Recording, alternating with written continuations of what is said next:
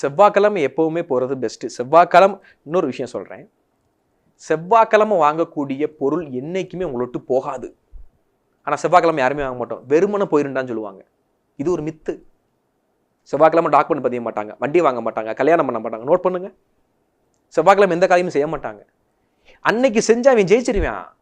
அதை மாற்றி வச்சிருக்கிறது நீங்கள் கலியுகம். நல்லா புரிஞ்சுக்கணும். செவ்வாய்க்கிழமை தான் எந்த காரியம். முருகனை கும்பிடும் அனைவர்களுமே, மேசராசி, விருச்சக ராசி, தனுசு ராசி மற்றும் மீனராசி, இவங்கெல்லாம் முருகனுடைய ஸ்ட்ராங்கமான நேரடி இறை அனுகிரகம் பெற்றவர்கள். நான் சொன்ன இந்த ராசிகள்லாம், இவங்கெல்லாம் முருகன் வழிபாடு பண்ணா அழிக்க முடியாத எல்லா தத்துவங்களும் முருகன் தந்தையே தீர்வான். குழந்தை வரமா இருக்கட்டும், எல்லா விஷயங்களும் அவர் கிடைக்கும். ஸோ செவ்வாய்க்கிழமை மிக முக்கியமான நாள்.